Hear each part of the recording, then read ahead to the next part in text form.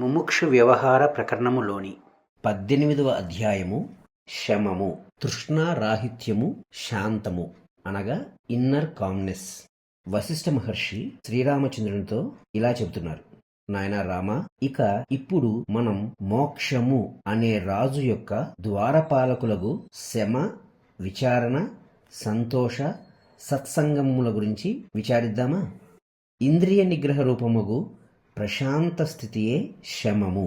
మనస్సు ఆసక్తులను, ప్రాప్త అప్రాప్తములను త్యజించి సర్వదా ప్రశాంతముగా తృష్ణారహితంగా ఉండుట అనుదాన్నే శమము అంటున్నాము. శాంతి ఆనందములతో సర్వవేళలా ఉండుటయే శమము. నేను సుఖమును పొందెదనుగాక అనునదే సుఖాశ కదా. అట్టి సుఖదాహము అనే దోషము చేత ఈ సంసార పంజరం నిర్మించబడింది. ఈ విస్తారమైన సంసారపు ఎడారిలో శమము అన్నది సరస్సు అనగా ఒయాసిస్ వంటిది. సూర్యుడు అస్తమించగా పూర్ణ చంద్రుడు ఉదయించుటచే ఆ చంద్రుని కిరణములు ఇసుక తెన్నెలను ప్రశాంతపరుస్తాయి. అట్లే శమము ఉన్న చోట ప్రశాంతత ఉంటుంది. శమము వలన శ్రేయస్సు లభిస్తోంది. అది ముక్తిప్రదాత, శుభకరము, భ్రాంతి నివారకము కూడా. ఎవడైతే శమాలంకృతుడై, తృప్తుడై, శాంతుడై, నిర్మలుడై ఉంటాడో అట్టివానికి శత్రువులు కూడా మిత్రులవుతారు. అతడు విష్ణువు వలె శోభిల్లుతాడు. ఎవరి ముఖంలో శమము సర్వదా శోభిల్లుతోందో అట్టివారి ముందు పూర్ణ చంద్రుడు ఎందుకు పనికొస్తాడు? శమము వలన కలిగే ఆనందం ముల్లోకములలోని సంపదలు లభిస్తే మాత్రం ప్రాప్తిస్తుందా? సూర్యుడు ఉదయిస్తే ఏ విధంగా అయితే చీకటి ఉండటం జరుగదో అదే విధంగా శాంత చిత్తుని మనస్సులో కూడా దుఃఖములకు, తృష్ణలకు, దుర్భరమైన మనోవ్యాధులకు చోటు ఉండదు.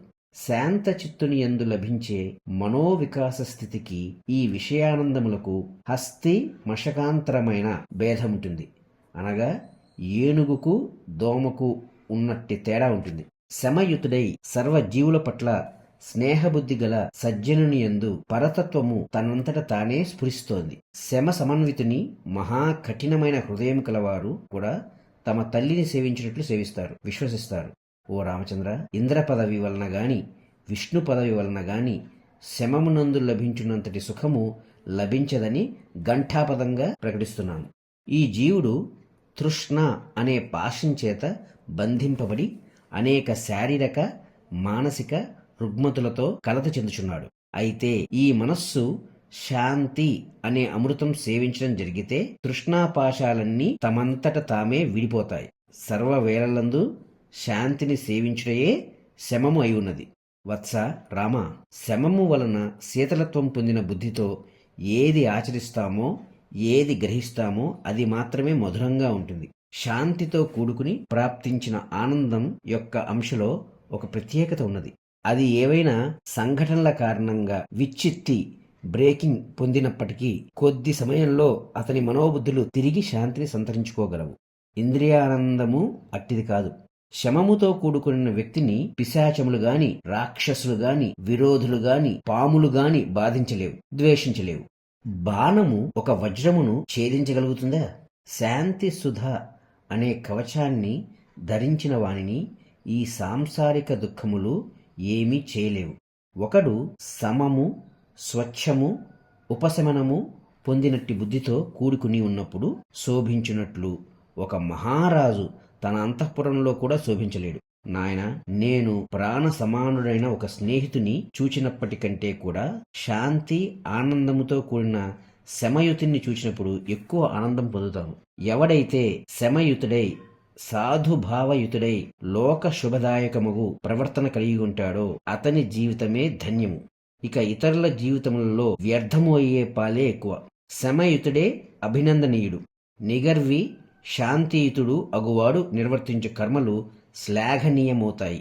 సరే, ఇక శమయుతుడు ఎట్లా ఉంటాడు అనేది చెప్పుకుందాం.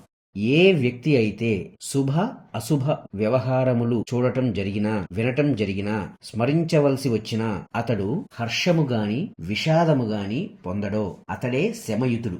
అట్టి శాంతుడు భూత భవిష్యత్తు సుఖములేవి కోరడు. ప్రాప్తించిన విషయములను త్యజించడు. యత్నపూర్వకంగా ఇంద్రియములను మాత్రం జయించి వేసి ఉంటాడు. సర్వభూతముల పట్ల సమము అయినట్టి దర్శనము కలిగి ఉంటాడు. అట్లు ఉండుటయే శమము యొక్క పరాకాష్ట.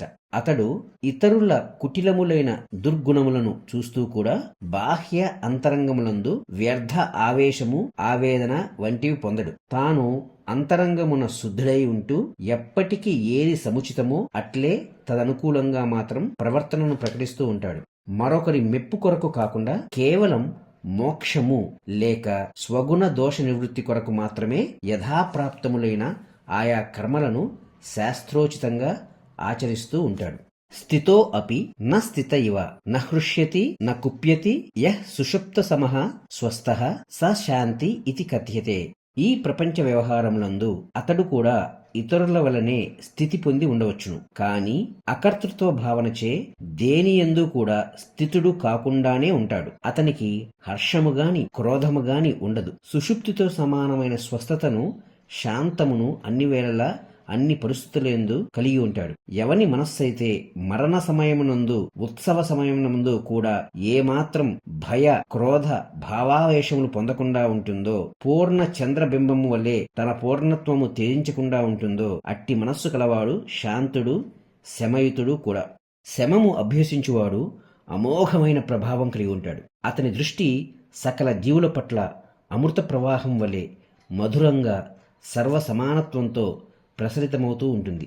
అతడు సర్వదా సర్వవేళలా శీతలాంతఃకరుడై ఉంటాడు. ఒకవేళ విషయానుభవం నందు ప్రవర్తించవలసి వచ్చినప్పటికీ వాటి పట్ల మూఢము, మూర్ఖాశయము కలిగి ఉండడు.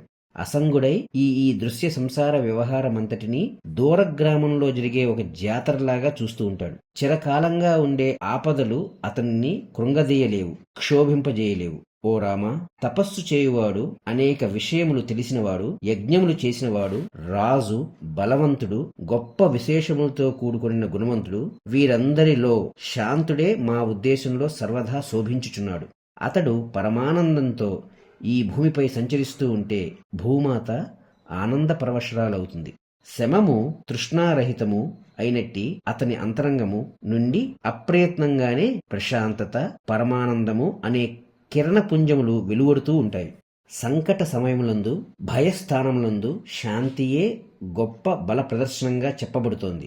అట్టి శాంతి, సౌజన్యము అను బలపరాక్రమములు కలవాడు ఎక్కడుంటే అక్కడ ఆ పరిసరాలు పవిత్రమవుతాయి. ఓ రఘునందన, నీవు శమము అనే ఆభరణం చేకూర్చుకో. ఆ దానిని నీ నుండి మరెవరూ హరించలేనంతగా ప్రవృద్ధం చేసుకో. మహాత్ములైన వారు ఈ శమమును తమ యందు గుప్తముగా పదిలపరుచుకుని ఇక ఆపై బాహ్యమునకు మాత్రం ఆయా స్థితిగతులను బట్టి ప్రవర్తిస్తూ ఉంటారు. దీనిని అవలంబించిన వారు మోక్షము లేక పరమపదమును పొందినట్లే. నీవు కూడా శమ శాంతియుతుడవై సర్వదా ప్రశాంత గంభీరత్వములను అవలంబిస్తూ లోకమాన్యుడవు అయ్యెదవుగాక.